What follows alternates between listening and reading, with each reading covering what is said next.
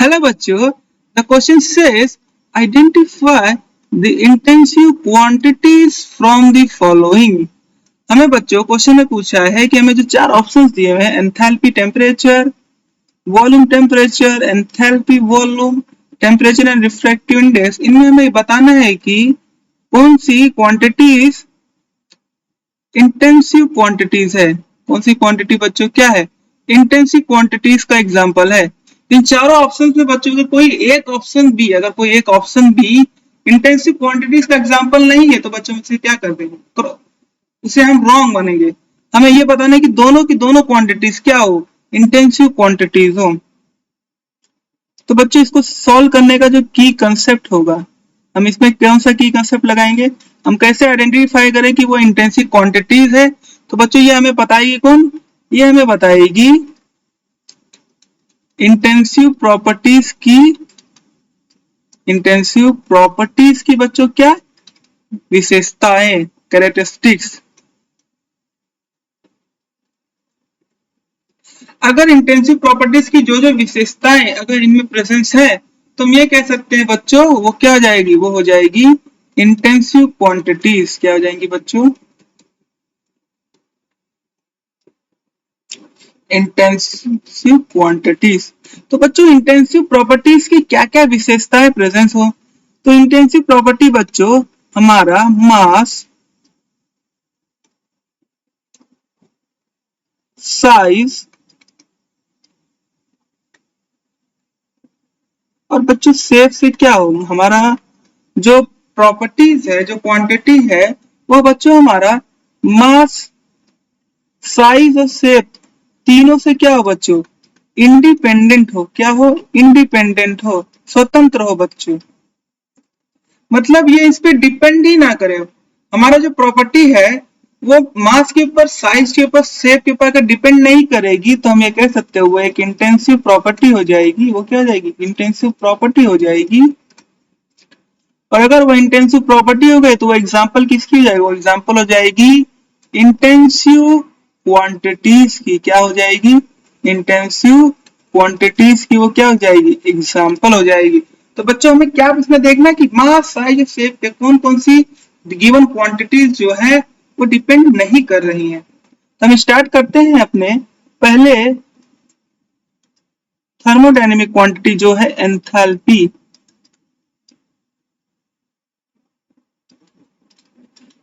बच्चों एंथैल्पी एक form of energy है और हमें पता है एनर्जी क्या होती है। एनर्जी बच्चों मास डिपेंडेंट प्रॉपर्टी है। क्या है? मास डिपेंडेंट प्रॉपर्टी है।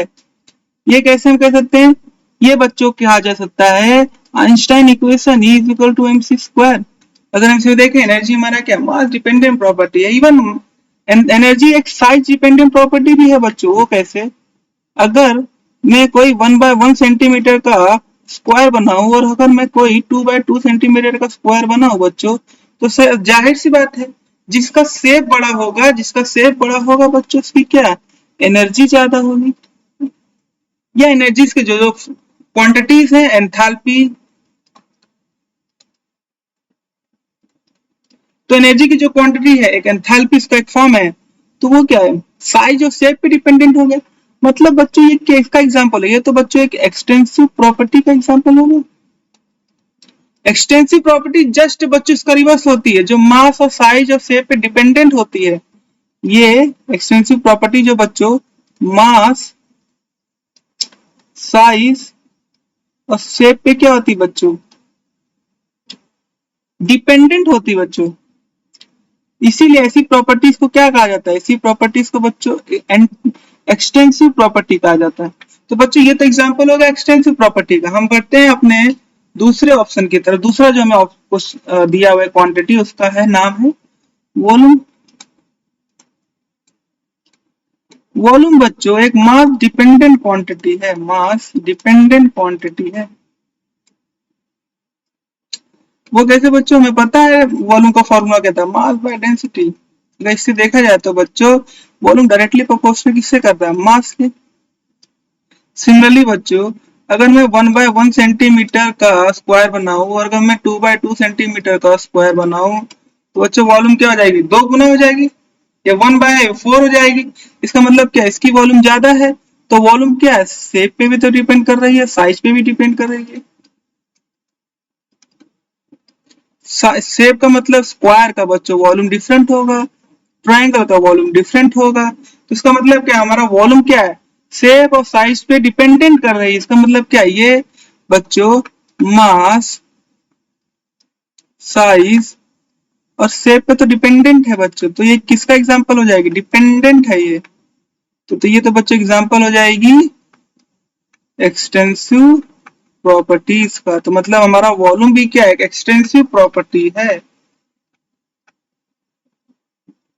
हम बढ़ते बच्चों अपने तीसरा जो क्वांटिटी दिया है वो दिया है हमारा बच्चों टेम्परेचर।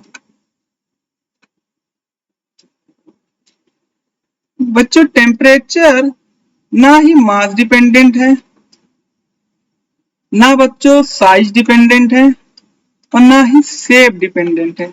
ये सबसे क्या है, इंडिपेंडेंट है। अगर बच्चों कोई 1/1 का स्क्वायर मैंने लिया है बच्चों, ठीक है, और अगर मैं 2/2 के स्क्वायर को ले रहा हूं और मैं दोनों को अगर 100 डिग्री पे ही रखा हूं, तो बच्चों दोनों के अंदर एक ही समान टेम्परेचर ही जाएगा, क्योंकि दोनों का टेम्परेचर तो एक समान ही होने वाला है। तो साइज डिपेंडेंट तो रहेगा, क्योंकि हमारा जो टेम्परेचर वो क्या होता है, इक्वली डिस्ट्रीब्यूट हो जाता है थ्रू आउट दी सरफेस। वो पूरे कंटेनर पे इक्वली डिस्ट्रीब्यूट हो जाएगा। तो मतलब क्या, टेम्परेचर तो साइज, शेप और मास पे डिपेंड नहीं कर रहा है बच्चों। अगर किसी का मेल्टिंग पॉइंट जितना है उतना मेल्टिंग पॉइंट 1 ग्राम का भी रहेगा, 10 ग्राम का भी रहेगा। तो हमारा जो टेम्परेचर है वो बच्चों क्या है, मास, साइज और शेप के क्या है, इंडिपेंडेंट है। तो ये किसका एग्जांपल हो जाएगा, एग्जांपल हो जाएगा बच्चों एक इंटेंसिव प्रॉपर्टी का। और जो बच्चों हमारा चौथा ऑप्शन दिया है वो है रिफ्रैक्टिव इंडेक्स।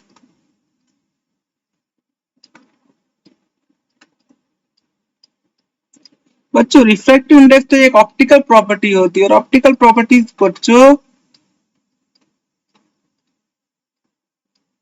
वो सिर्फ नेचर ऑफ मटेरियल पे डिपेंड करता है, नेचर ऑफ मटेरियल। अगर हमारा मटेरियल बच्चों सेम है, मतलब क्या, मटेरियल अगर सेम है, डिपेंड किस पे करती है, सिर्फ नेचर ऑफ मटेरियल पे डिपेंड करती है बच्चों। अगर हमारा मटेरियल ही सेम है, तो बच्चों उसके मास, साइज और शेप पे तो डिपेंड कभी करेगी नहीं। जब वो नेचर ऑफ मटेरियल पे डिपेंड कर रही है, तो ये मास, साइज और शेप पे तो कभी डिपेंड नहीं करेगी। जैसे वाटर का बच्चों कोई भी हम ले ले, मास, साइज और शेप, उसका तो रिफ्रैक्टिव इंडेक्स सेम ही रहेगा। जैसे एग्जांपल ले लो वाटर का, वाटर का अगर मैं मास कोई भी ले लूं, 2 ग्राम लू, 10 ग्राम लू बच्चों, साइज उसका 1 सेंटीमीटर स्क्वायर लू, 2 सेंटीमीटर स्क्वायर लू, शेप ट्राइंगल लू या स्क्वायर में लू, तो बच्चों उसका तो रिफ्रैक्टिव इंडेक्स कभी चेंज नहीं होगा। तो ये क्या, ये तो इंडिपेंडेंट है। अगर बच्चों ये इंडिपेंडेंट है, इसका मतलब क्या, ये किसका एग्जाम्पल, ये एग्जाम्पल हो जाएगा बच्चों हमारा extensive property, sorry intensive property का। तो बच्चों में क्या पता चला, इंटेंसिव प्रॉपर्टी सिर्फ कौन कौन सी दी हुई है, एक टेम्परेचर हो जाएगी बच्चों, और एक हो जाएगा हमारा रिफ्रैक्टिव इंडेक्स। तो हम देखते हैं कौन से ऑप्शन में ये दोनों दिए हुए हैं।